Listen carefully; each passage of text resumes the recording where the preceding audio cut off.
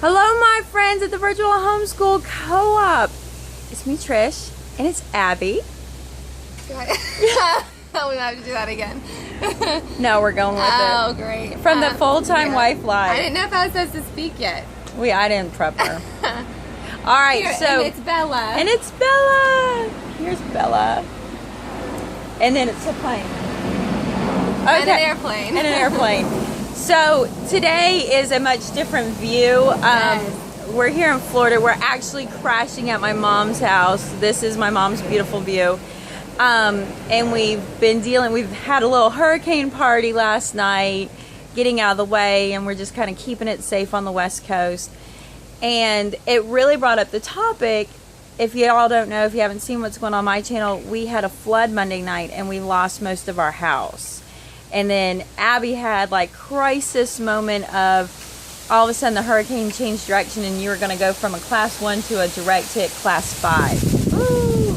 We still have bands coming through. It's actually, doesn't it give a good feel of fall? I know, right? This is Florida this fall. Is wonderful. And it really brought on the question of, do you have an emergency response plan for your homeschool? Because you packed up.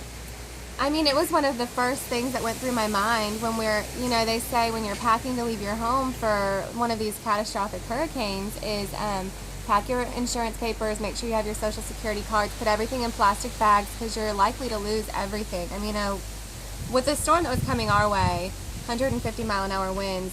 We were questioning last night if she was going to have a home to go back to. If there was going to be a house there. And I mean, it's basically the worst. It was going to be the worst storm to make landfall in East Coast history. Yeah. So nobody really knew what to expect. So anyway, one of the first things that went through my mind was, well, what am I going to grab from our homeschool room? Because that's something that you build up over the course of years, and you have important things in your portfolios from years past that you don't want to lose, and you have books that you either got a really good deal on that you don't want to lose, or that are out of print, or... Well, yeah, that's what I ran into, and I'm going to cover it more on my channel, is the fact that I had Bobbsey twin books that I bought. I had Bobbsey twin books that I had bought from the library, 50 cents a piece, in a beautiful collection. And my limited literature experience growing up, I'd never heard of the Bobbsey twins. And so I have them, and they were soaked. They were soaked. I could squeeze them like a sponge. Yeah, I could squeeze them like a sponge, and the water poured out. And I was just like, horrible. And I'm like at a point now, I got people, they're like, let's send you books. I'm like, I gotta pack up what we can salvage right now. I'm not ready to accept any things are not in my vocabulary right now to accept. Right. But and it's like, and I have I don't know, as homeschoolers we kind of have a book collection, a crazy library collection, like classic literature or whatever it is that your kids love. I have like an original Little Woman's book. I mean, it's falling apart. And I can't even begin to say the names. I have some really rare books, first print books that I lost. And I'm just like, the shock's over. So I'm good. The shock of losing is over. Now it's just kind of like, okay, I got to get to work. But, our thought is, do you have, emergency plan? They always say, like, have a 72-hour kit. Do you have a 72-hour kit that would be your homeschool go-tos? Like, if you're ready to go, you know what you're grabbing. You know what you're packing up. I mean, some of this might be the first time you've ever thought of. Now, here in Florida, we deal with not really flooding too much unless it's a hurricane. Unfortunately, for some reason, we did. And it was weird. It wasn't hurricane related that we got a flood on. It was 6 inches of rain in like 2 hours. And it wasn't even really a flood, but like we lost our driveway. It was just really weird. But, if you're in the Midwest, you might have tornadoes. You might have earthquakes. You just have those. They have actually, I think, more than Florida, things that just don't have any warning. I have like 10 minutes to figure it out and go. And it's funny because some of you guys are just like, I could never do a hurricane. And we're like, are you kidding me? We get like a week. You have like a week of maybe you're going to be in it. And then you have a few days of, okay, it's looking serious, go grab water. And then you have like a day of get out of town and figure out what you're going to do. Yeah. And the thing about it is the dangerous part about the hurricane are the tornadoes that spin off. Yeah. And then once the hurricane's passed, you might have some like bands that come through, but then it's done. And for me, like fear factor, like your friend who you brought, she's from tornadoes, and she's like, oh yeah, you get an hour, and I'm like, no, Right. no. I mean, tornadoes scare the tar out of Yeah. me.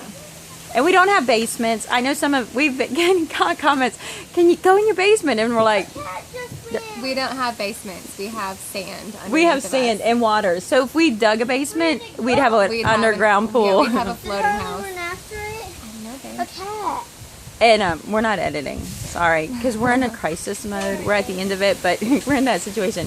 So this is just about, the question is, what is your emergency plan? Do you have a 72-hour? Do you have your most loved and faithful books that you're not going to leave? And what are they? What is it that you consider to be like the thing you can never lose? And are you ready to pack it up and go? What is your plan? And are you going to even attempt to homeschool? I mean, in some ways, if you're in a long-term crisis, it'd kind of be nice to have that regularity of school. Yeah, definitely. I mean, your kids have to do something to stay. Can you imagine being in a routine. hotel room for a week with your kids? Yeah, homeschool's great for that because it's like, get your work done. That's what we're focusing on. Right. School doesn't stop. Like in our town, when we have these hurricanes, the last one we had was 10 years ago, and the schools were shut down for 3 weeks. And then they didn't get, because of that, they had to tack it on to the end of the school year. So they didn't get out until almost July that year. It was like June 20-something.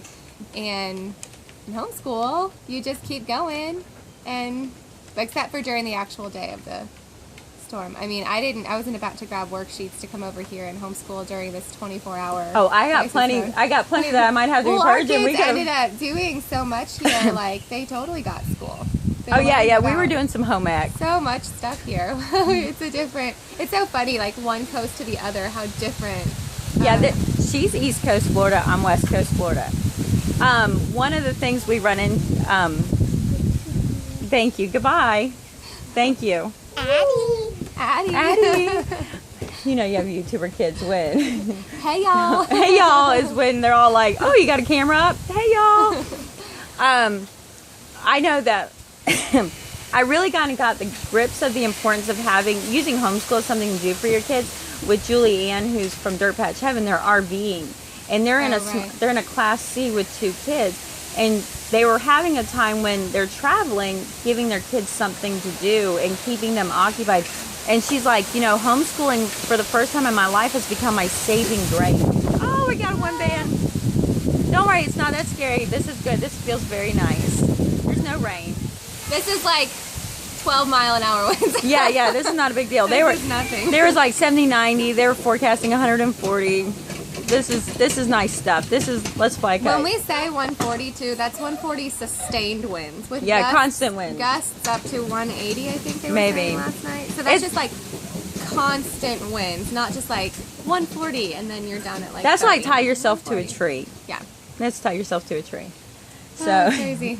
anyways, so there it is. I will have all of this written out and ready to link up on Monday because that's just how life is rolling right now.